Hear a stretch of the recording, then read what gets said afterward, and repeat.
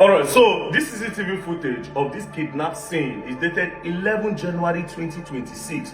Today is 12 January 2026, meaning this particular thing happened just yesterday in Edo State. You see, this particular footage goes further to make my point that the security operatives are deeply involved in kidnapping in Edo State. Not just in Edo State, in all those Edo State Kogi area. From this footage, the security operative, their hand is inside 100%. Now, if you look at this footage, one will say these kidnappers were sitting down in that bush waiting for that man to come, and as soon as he entered the compound, because they don't want him to close the gates, they quickly rushed and followed him to enter. Then they successfully did their operation, right?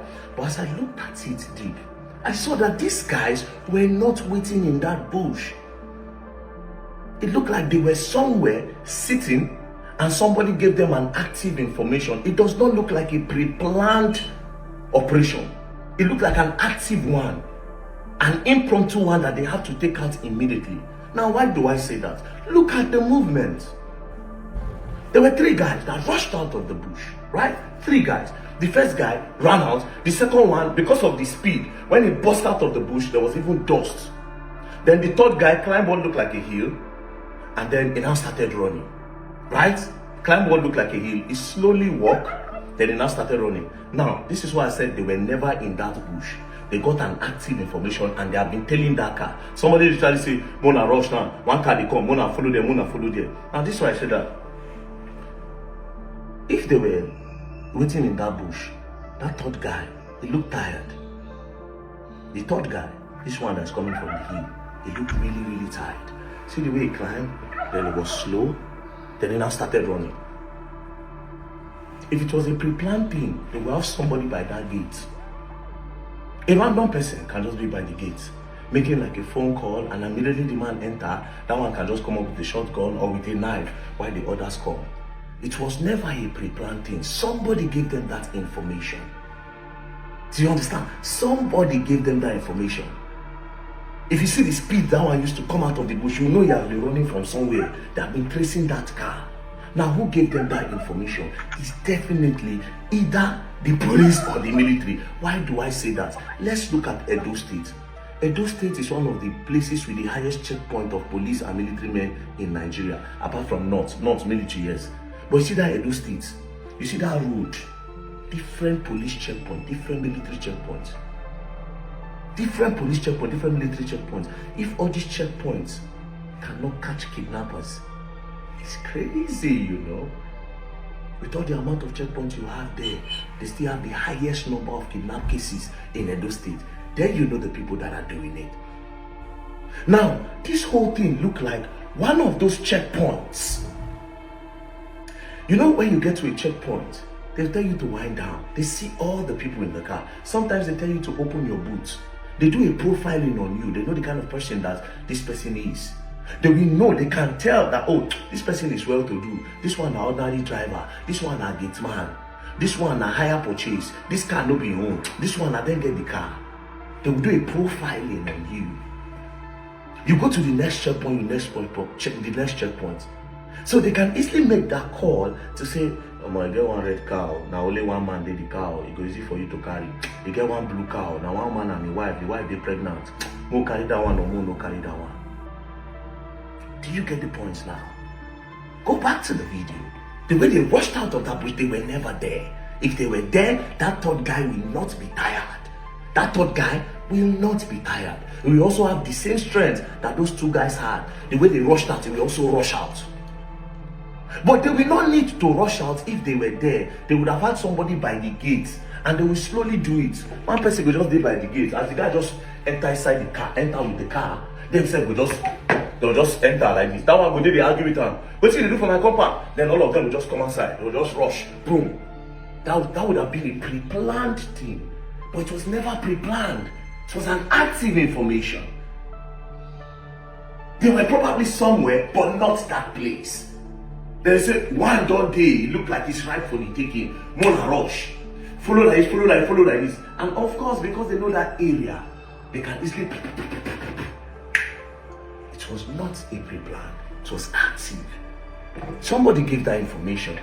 And this is what I tell you, the security operative, with the amount of checkpoints in those states, the amount of police, hey, park here, hey, this one, check Bini, check Edo, check all those roads. Police, but now still there kidnappers day. You definitely know the people doing it, man. Now, look at the guns that they are holding. They are holding AK-47 and assault rifle with one gun. Only government will bring that gun come country. They are holding an AK-47. If they were holding a pump action, I would say, okay. That being said, you know me say they don't feel hold because in some cases, these people, they attack police, they collect their guns. They'll buy the police, buy military to collect their gun. But this thing, they happen at rare times, they happen. And the people that usually come and do this are all those Boko Haram type terrorist group that will come in large numbers, they will exchange bullets. At the end of the day, they'll take the camp, carry their military motor, carry everything. These guys don't look like players like that. They don't look like people that play like that. They look like people that rented their guns. They look like people that are security operatives. Do you know what it means to carry gun wrong? Now police, military men, they do DSS then. To carry AK run, AK no light. Now person where don't they familiar with that tool, where they carry that tool, they work out on a normal day. Now if you pull that weight to use and run. If you do your investigation deep, you might find out that it's either those are policemen, or those are military men, or those are DSS men. Or they carried those guns and give it to them. Now, the policemen, when they carry guns, you go sometimes, some brotels, you go see police go sleep for brothel, you go carry a gun, you go put them for corner. These people carry this gun everywhere. So that period of staying there for brothel, they sleep. They can carry that gun and give to somebody who we know in the office. Nobody. Those military men when they did bush, when they are going to abandon for bush for 6 months, 7 months, and they will pay them 80,000, 70,000, 100,000. They can easily carry that gun, rent it to these kidnappers to go and do work and come. After all, they are paying me 100,000 a month, and they are paying ransom for kidnapping 20 million. I can easily get 5 million naira from that deal. Very, very easy. And I'm in the bush, who we know. It's not just to give them my gun, they'll do the business and come back. Do you understand? Make it make sense that the whole Edo state, they have a lot of police checkpoints, but they have a lot of kidnappers as well. So what are the checkpoints there for? These people are giving information, man. Come on, fuck it. It is what it is. It is what it is. They should do a deep investigation on the policemen, on the military men, on the DSS people in Edo state. You'll find out something. The kidnapping in Eboma is too much. Not just there, kidnapping in Nigeria is too much. Police will tell you, oh, we know where they for inside Kogi, for Kogi forest, but you have never gone there. Military know where they did, but they know they agree go there. What's going on, man? This thing is a very big deal. People are cashing out on all of this. They're cashing out on all of this. Sometimes they hold somebody in the bush for 4 months, 2 months, 3 months. You kidnap a whole person. If the days go by, they start to panic. They just want you to release that person and go. These kidnappers are too comfortable. Where they hold somebody for bush for 1 month. Do you know the body may hold somebody for 3 days as a kidnapper? Psychologically, they just want to bring the money. Because as day goes by, the pressure becomes too much on them. They have to buy more food. What if the family are careless? They don't even give a fuck. You know, all of these things, although they get really good information that this family would care. Put all these things into consideration, carry all these puzzles together, put it together. The military, police, all of them, these people should be questioned. These people should be investigated. They should be investigated.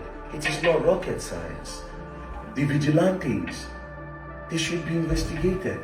For when I want to dare do states, only God will help you now. I'm going to put your eye down.